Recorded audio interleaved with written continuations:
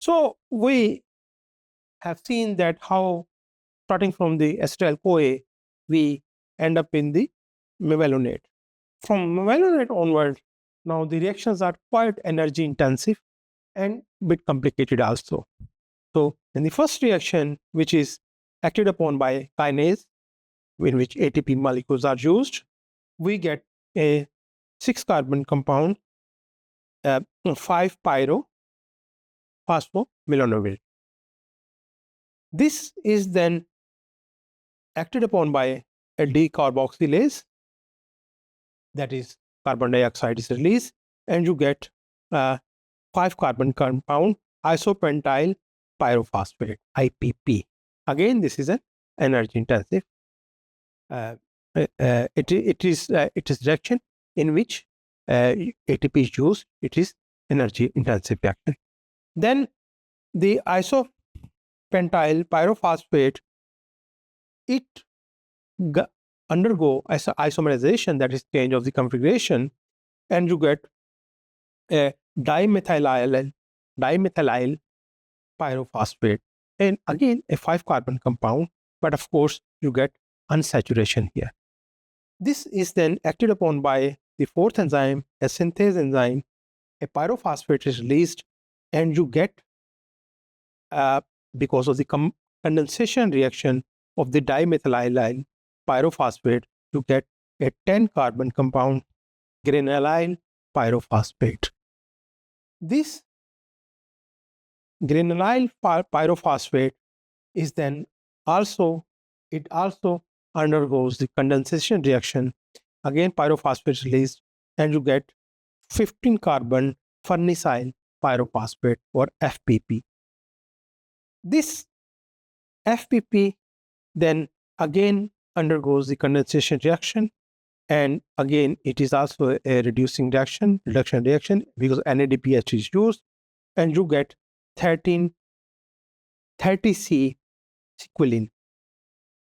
Keep in mind here that these condensation reactions involve the condensation of 5-carbon unit compounds, and these 5-carbon unit compounds are actually, they are basis of a very, very important class of enzymes, a class of lipid compounds known as isoprenoids. These isoprenoid units repeat themselves to make this compound.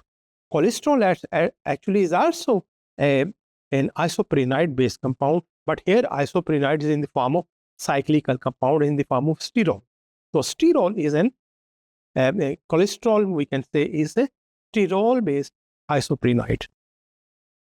Then sequilin again is reduced under the action of NADPH, and also molecular oxygen is used, and you get lanosterol 30 carbon atom compound. And finally, after certain series of reactions, you get the cholesterol from lanosterol. The cholesterol again is the